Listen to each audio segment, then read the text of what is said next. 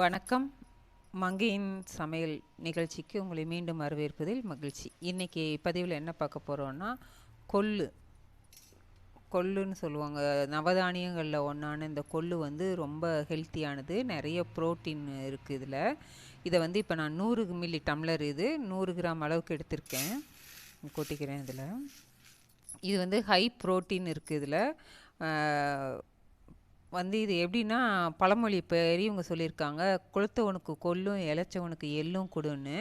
ஏன்னா இது வந்து ஃபேட், கொழுப்பை வந்து நல்லா கண்ட்ரோல் பண்ணும். அதுக்காக வேண்டி ரொம்ப உடம்பு கொழுப்பு வச்சவங்களுக்கு வந்து கொள்ளு கொடுத்தா கொள்ளுன்னு சொல்லுவாங்க.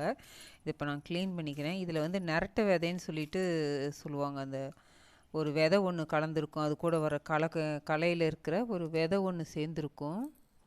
இது நல்லா உடம்புல இருக்கிற கெட்ட கொழுப்பை கண்ட்ரோல் பண்ணும். அதுக்காக தான் வந்து கொளுத்தவனுக்கு கொள்ளு கொடு அப்படி சொல்லுவாங்க. இளைச்சவனுக்கு எள்ளு கொடுனா அது எள்ளு வந்து நல்லா சத்து கொடுத்து உடம்பு போடும் அப்படின்னு சொல்கிறதுக்காக எள்ளுன்னு சொல்லுவாங்க. இதில் வந்து நிறைய ஹீட் அதிகம், இந்த பருப்பில் வந்து ஹீட் அதிகம். அதனால் வந்து ப்ரெக்னென்சியில் ஃபஸ்ட்டு ட்ரைமஸ்டரில் இருக்கவங்க இதை தவிர்த்துறது நல்லது. ஏன்னா அந்த ஹீட்டுனால தான் வந்து கொழுப்பு வந்து குறையும்னு சொல்லுவாங்க.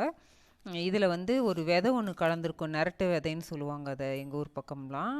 அது பார்த்தா கொள்ளு மாதிரியே இருக்கும். கொள்ளு மாதிரியே இன்னும் கொஞ்சம் குட்டி குட்டியாக இருக்கும். இதில் அதிகம் காணும். அதை இருந்தால் உங்களுக்கு காமிக்கலான்னு தான் சரி க்ளீன் பண்ணும்போது காமிக்கலான்னு எடுத்தேன். அதில் அதிகம் காணும், இருந்தால் காமிக்கிறேன். இந்த 1 2 கெட்டு போன விதை அந்த மாதிரி இருந்தாலும் எடுத்துடலாம். எதனா பூச்சி விதை இருந்தாலும் அதையும் எடுத்துடலாம் அப்படி சொல்லிட்டு தான் இதை க்ளீன் பண்ணுறேன். கல் இருக்கும், இதை அரிச்சு தான் போடணும். அது கல் இருக்கான்னு சுத்தம் பண்ணிடலாம்.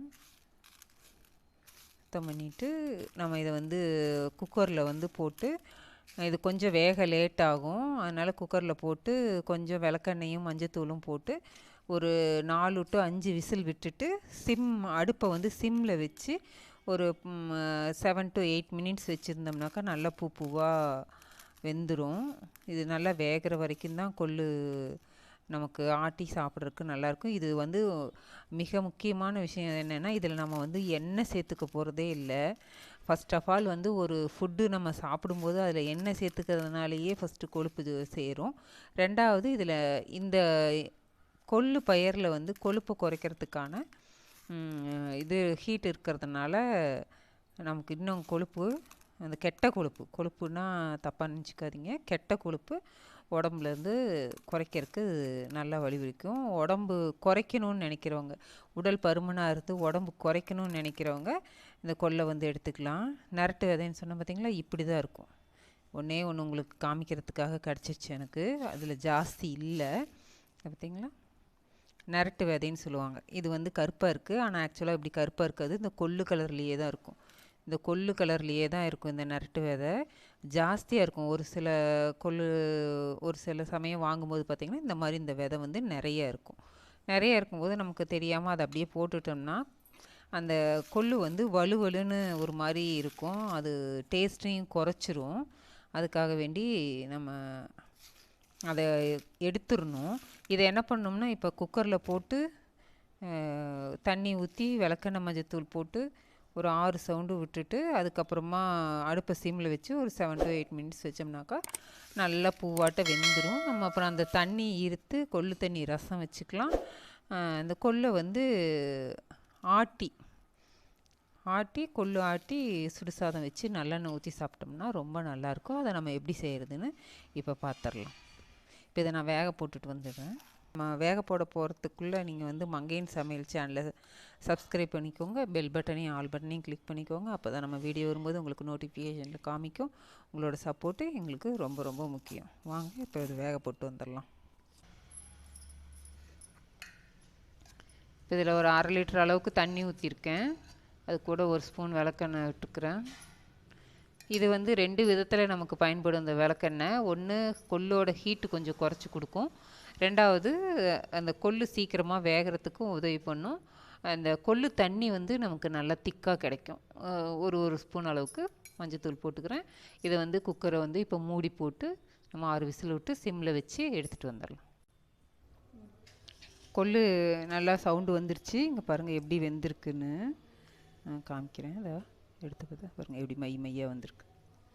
நல்லா சூடாக இருக்குது, நல்லா வெந்துருச்சு. இந்த தண்ணியை எடுத்து நம்ம ரசம் வச்சுக்கலாம். இன்றைக்கி கொள்ளு ரசமும் தான் வைக்க போகிறோம். அதுக்கு வந்து ஒரு நெல்லிக்காய் சைஸ் புளி எடுத்து கரைச்சிக்கிட்டு அது கூடவே ஒரு தக்காளியும் கரைச்சி வச்சுருக்கேன். இந்த தண்ணியை அதில் ஊற்றிடலாம். இது நல்லா வெந்திருக்கிறதுனால இதை அரைக்கிறதுக்கு அவ்வளோவா தண்ணி தேவைப்படாது. அதனால் முடிஞ்ச வரைக்கும் இருத்துக்கலாம், தப்பு இல்லை. நமக்கு கொள்ளு கொஞ்சம் கெட்டியாக இருந்தால் தான் நல்லாயிருக்கும். போதும் இதே அதுக்கு. நல்லா எப்படி கலர்ஃபுல்லாக இருக்குன்னு. புளி, தக்காளி, கொள்ளு தண்ணி. புளிப்பு பார்த்துறேன், நல்லாவே இருக்குது. இது வழியவே தண்ணி ஊற்றலாம். அந்த பாத்திரம் வழியவே நான் ஊற்றிடுறேன். இதுக்கு இடையில் வந்து நம்ம கொள்ளு ஆட்டுறதுக்கு வேணுங்கிற மசாலாவை பார்த்துடலாம். அதுக்கு வந்து ஒரு 100 கிராம் அளவுக்கு சாம்பார் வெங்காயம் உரித்து வச்சுருக்கேன். குட்டி குட்டியாக 2 தக்காளி, 2 பச்சை மிளகா, 2 வரமிளகா. காரத்துக்கு 2 மிளகாயுமே கலந்து போடுறேன், அப்போ தான் நல்லாயிருக்கும். அதனால் 2 வரமிளகா பச்சையாக போடணும். கருவேப்பிலை தாளிக்கிறது இல்லை, இது கூட வந்து பச்சையாக போட்டுடலாம். பச்சையாக போட்டுடணும். அப்புறம் கொஞ்சம் ஒரு 1/2 ஸ்பூன் ஜீரகம், ஒரு 10-12 மிளகு, ஒரு 1/2 ஸ்பூன் மல்லி. இது எல்லாம் வந்து நம்ம எண்ணெய் 1 ஸ்பூன் எண்ணெய் விட்டு வணக்கிக்கலாம். இப்போ ரசமும் ரெடி பண்ணிட்டோம் இல்லைங்களா? இப்போ ரசத்துக்கு தாளித்து கொட்டிட்டு இதை வந்து வணக்கிக்கலாம் நம்ம. ஏன்னா 2 in 1 வேலையாக இருக்கட்டும் அப்படிங்கிறதுக்காக இது செய்கிறேன். எண்ணெய் காஞ்சிடுச்சு. இப்போ கொஞ்சம் கடுகு போட்டுக்கலாம். ஏன்னா கொஞ்சமாக தான் போடுறேன், ரசம் கம்மியாக இருக்கு இல்லையா, அதனால். கடுகும் பொரிஞ்சிருச்சு.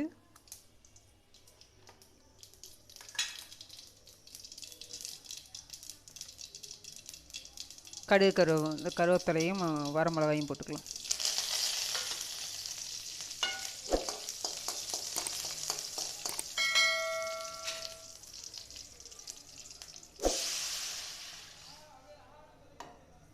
இந்த வடச்சட்டியில் ஊற்றும் போது தான் அந்த வடச்சட்டியோட சூடு அந்த ரசத்தில் இறங்கி அந்த தாளிப்பு வந்து நல்ல சுவையாக இருக்கும். இப்போ நம்ம ஊற்றிட்டேன். இப்போ வந்து நம்ம அதே வடச்சட்டியை வச்சு இந்த இன்க்ரீடியன்ஸ் எல்லாம் போட்டு வணக்கிடலாம் கொள்ளு ஆட்டுறதுக்கு. இப்போ வெங்காயமும் வரமிளகா, பச்சை மிளகா அது கூட போட்டுட்டேன். இப்போ எடுத்து வச்சுருக்கிற ஜீரக, மிளகு, மல்லியெலாம் அது கூட போட்டுட்டேன். இது கொஞ்சம் பாதி வணங்கினதுக்கப்புறம் தக்காளி போட்டுக்கலாம்.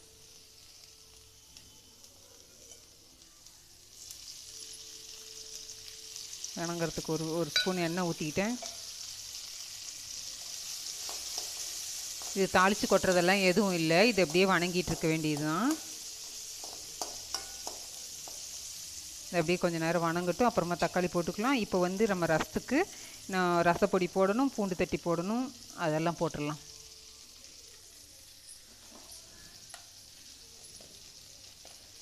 இது வீட்டில் அரைச்ச ரசப்பொடி, சீரகம், மிளகு, வரக்கொத்தமல்லி, மஞ்சத்தூள், மஞ்சக்கட்டி எல்லாம் போட்டு அரைச்சது.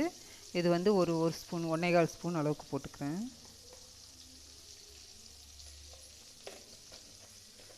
இதுக்கு தேவையான அளவு உப்பு போட்டுறேன். ஒரு 4 பல் 5 பல் பூண்டு வந்து அப்படியே தோலோடு தட்டி வச்சுருக்கேன், அதையும் போட்டுக்கலாம். அவ்வளோதான், நம்ம ரசம் கலக்கி வச்சாச்சு, கொள்ளு தண்ணி ரசம். இதை வந்து அப்படியே அடுப்பில் வச்சு நல்ல அப்படியே பொங்கி பொங்கல் மாதிரி அப்படியே ஃபுல்லாக இருக்கும். அப்படியே இறக்கிடலாம், கொதிக்க விடணுங்கிறது இல்லை. ரொம்ப டேஸ்ட்டாக இருக்கும், சளி பிடிச்சா குழந்தைங்களுக்கு கொடுக்கலாம். இப்போ நம்ம வந்து வெங்காயம் வணங்கிட்டுருக்கு, கூட இந்த தக்காளியை போட்டுடலாம்.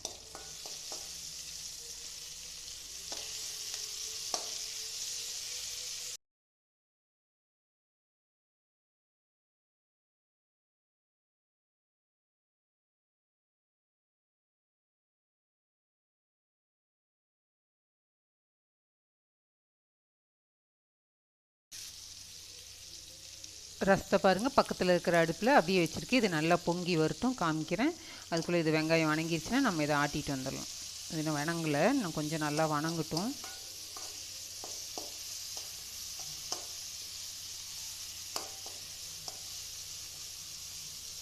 வெங்காயம் ஓரளவுக்கு கண்ணாடி பதத்துக்கு வணங்கிடுச்சு. நம்ம தக்காளி மட்டும் நல்லா மேஷ் ஆகிற அளவுக்கு வணக்கிட்டுக்கணும். ஏன்னா தக்காளி அப்புறம் பச்சை வாசம் அடிக்கும், அதுக்காக. ஒரு 2 நிமிஷம் வணங்கட்டும். நம்ம கொல்லுக்கு தேவையான அளவு உப்பு கொல்லு கூடயே போட்டுடலாம். ஒரு 2 பல்லு பூண்டு அது கூட போட்டுடலாம் பச்சையாகவே, ஃப்ளேவருக்காக. இது எப்படியே ஆறிட்டு இருக்கும். சூடாக இருந்தது குக்கர்லேருந்து எடுத்தேன்னா, அதனால தான் கொஞ்சம் அகலமான குண்டால் கொட்டி வச்சுருக்கேன். ஆறிட்டு இருக்கட்டும். இதில் இப்போ உப்பு, பூண்டு, கருவேப்பிலை எல்லாம் போட்டாச்சு. வெங்காயம் தக்காளி வணங்குச்சுன்னா, வெங்காயம் தக்காளி வணங்கி முடிச்சது. இதையும் ஒரு 2 நிமிஷம் ஆற வச்சுட்டு நம்ம மிக்சியில் போட்டு ஆட்டிக்கலாம். ஆட்டாங்கல்ல ஆட்டுனா இன்னும் நல்லாயிருக்கும். ஆனால் வந்து ஆட்டுக்கல் இப்போ எந்த வீட்லேயும் ஜாஸ்தி இருக்கிறதில்ல, எங்கள் வீட்டில் இல்லை. அதனால நான் மிக்சியிலே போட்டுக்கிறேன். கொஞ்சம் குறைன்னு அரைக்கணும். ஓரளவுக்கு தக்காளி வெந்துருச்சு. தக்காளி நசுங்குது.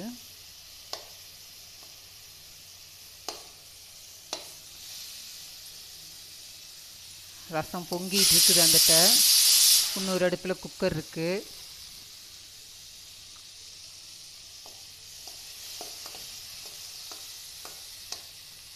ரசம் பாருங்கள் எப்படி பால் பொங்குற மாதிரி பொங்கி வருதுன்னு. அப்படியே உள்ள ஊடி ஒரு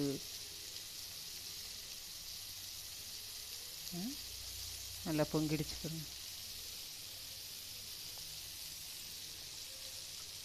இன்னும் கொஞ்சம் லைட்டாக பொங்குனதையும் நம்ம நிறுத்திடலாம். அதை எனக்கு ஆக்சுவலாக ரசம் இப்படி வச்சா தான் பிடிக்கும். அப்படியே குண்டாவோட சூடு பண்ணிட்டா ஒரு நாளைக்கு இருந்தால் கூட கெடாது. அதுக்காக நான் அப்படியே குண்டாலேயே கலக்கி வச்சுட்டேன். தாளித்து மட்டும் எடுத்து ஊற்றிடுவேன். நல்லாயிருக்கும். கொள்ளு தண்ணி ரசம், கொள்ளு பொரியல், உருளைக்கிழங்கு மசால். ரசம் பொங்கிடுச்சு, நிறுத்திட்டேன். இப்போ வெங்காயம் தக்காளியும் நல்லா வணங்கிடுச்சு. இதை ஆஃப் பண்ணிடுறேன்.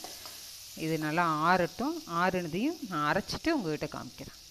கொள்ளு மிக்சியில் போட்டு அந்த வெங்காயம் தக்காளி வணக்கி வச்சுருந்தோம் இல்லையா, அதுவும் இந்த கொள்ளு, உப்பு, பூண்டு, கருவேப்பிலை போட்டு வச்சுருந்ததையும் ஆட்டி எடுத்துகிட்டு வந்துட்டேன். இன்றைக்கி என்ன பார்த்திங்கன்னா, இந்த கொள்ளு துவையல், கொள்ளு சட்னி, கொள்ளு ரசம், உருளைக்கிழங்கு மசால், முருங்கைக்கீரை பொரியல். இந்த சாப்பாடு நல்லா ஒயிட் ரைஸ் தட்டில் போட்டு கொள்ளு ஒரு கரண்டி போட்டு நல்லெண்ணெய் ஊற்றி பிசைஞ்சு சாப்பிட்டோம்னாக்கா ரொம்ப நல்லாயிருக்கும். நீங்களும் செஞ்சு பாருங்கள், சாப்பிட்டு பாருங்கள். எப்படி இருக்குன்னு கமெண்டில் சொல்லுங்கள். மங்கையின் சமையல் சேனலை சப்ஸ்கிரைப் பண்ணிக்கோங்க. பெல் பட்டனையும் ஆல் பட்டனையும் கிளிக் பண்ணிக்கோங்க. உங்களோட சப்போர்ட் எங்களுக்கு ரொம்ப ரொம்ப ரொம்ப முக்கியம்.